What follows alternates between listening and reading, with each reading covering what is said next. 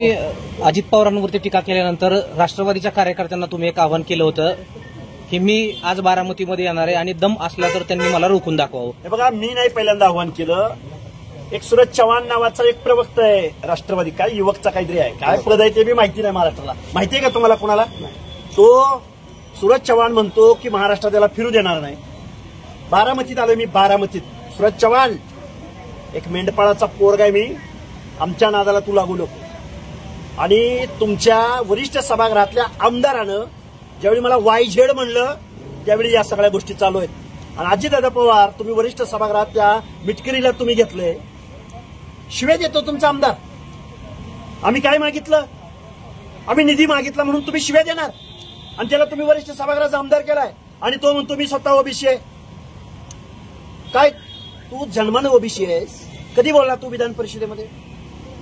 हे असली बिंडोक माणसं ज्यांना सामाजिक न्याय माहित नाही, दीनदलित माहित नाही, शोषित वंचित माहित नाही, भटक्या विमुक्त जाती जमाती माहित नाहीत, त्या लोकांकडून काय अपेक्षा करणार? आणि म्हणे आम्ही फुले शाहू आंबेडकर, आम्ही फुले शाहू आंबेडकर. काय रे, काय सांगितलं होतं फुले शाहू आंबेडकरांनी? कारखाने काढायला, सहकारी साखर कारखाने मोडीत काढून खाजगीकरण करून स्वतःकडे घ्यायला. अजितदादा कारखान्याचा टर्नओव्हर आहे तेवढा आमच्या ओबीसीला, 60% ओबीसीला निधी मिळत नाही. ही आमची ओढ आहे. अजितदादा पवार वैयक्तिक भांडण नाही तुमच्याशी, तुमच्या या इथल्या व्यवस्थेशी, प्रवृत्तीशी आमचं भांडण आहे. का हो, कशासाठी लागतात तुम्हाला सगळी पदं घरात? आम्ही माणसांनी मतं द्यायला जन्म घेतलाय? हे अशा अनेक प्रश्न आहेत.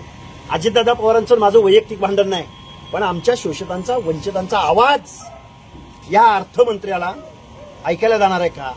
आणि मग या अर्थमंत्र्याचा जे मुख्यमंत्री महोदय म्हणून माननीय देवेंद्र फडणवीस साहेब आहेत, त्यांना आमची विनंती आहे की आम्ही तुम्हाला खूप विश्वासानं आम्ही तुम्हाला मतदान दिलंय, तुम्ही या गोष्टीमध्ये लक्ष घातलं. तुम्ही राज्यभर याच्याकडे तुम्ही विनंती केली, तेच म्हणतात की आरोप बिनबुडाचे आहेत, हा अर्थ खात्याचं कुठेतरी अज्ञान आहे. हे बघा, मी लक्ष्मण हाके या महाराष्ट्राला जबाबदारीने बोलतोय. अजितदादा पवार गेल्या 20 वर्ष झाली अर्थमंत्री आहेत. या फुले शाहू आंबेडकरांच्या महाराष्ट्रामध्ये 1% वर जर ओबीसीला निधी जर दिला असेल तर मी उद्या जाहीररित्या सगळे आरोप मागे घ्यायला तयार आहे. जर 1% बजेट जर महाराष्ट्रातल्या 60% लोकांना दिलं जात असेल तर अमोल मिटकरी, कोणते चव्हाण, कोणते घासलेट चोर, काय तो मिटकरी, 1% बजेट, लाज वाटते, लाज. फुले शाहू आंबेडकरांचा महाराष्ट्र म्हणता काय तुम्ही? 1% बजेट देता? अरे तुमचा एखादा कारखाना बंद पडला तर 100-125 कोटी लगेच देणारी तुम्ही अवलादी. मी अनेक दिवसांपासून सांगतोय, हाके हा तोडपाणी बहादर आहे, ओबीसीचा तो स्वयंघोषित नेता आहे.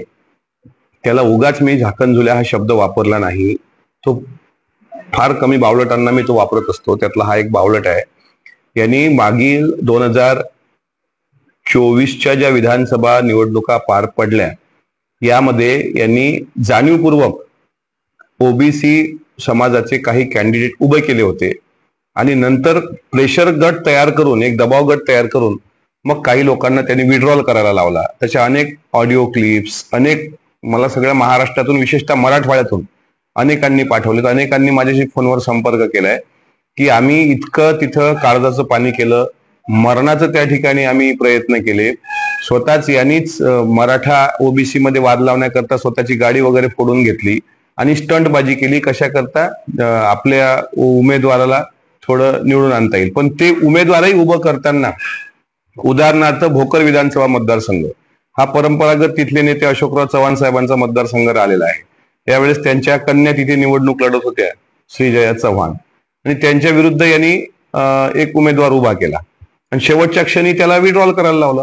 उमेदवार प्रहार पक्षाकडून उभा केला गेला होता. सांगायचं म्हणजे माझ्यापेक्षा अधिक बच्चू होणं या पद्धतीनं माहित आहे.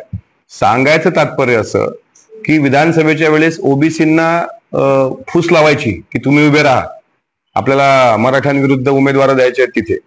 आणि ज्यावेळेस ओबीसी घटकातला एखादा गरीब माणूस तिथं प्रयत्न करतो, तो आर्थिकदृष्ट्या थकलेला असतो पण लोकांची त्याला मान्यता असते, अशा वेळेस त्याच ओबीसीचा राजकीय फायदा घ्यायचा आणि स्वतःची घरं भरायची, असे काळे धंदे या हाक्याचे आहेत.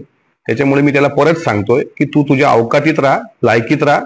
तू जे म्हणतोय ना मिटकरीच्या उजव्या गालावर वाय आणि डाव्या गालावर जोरदार झेड काढणार, मी तुझ्या उजव्या गालावर, डाव्या गालावर आणि तुझ्या पार्श्वभागावर सुद्धा वायझेड काढणार.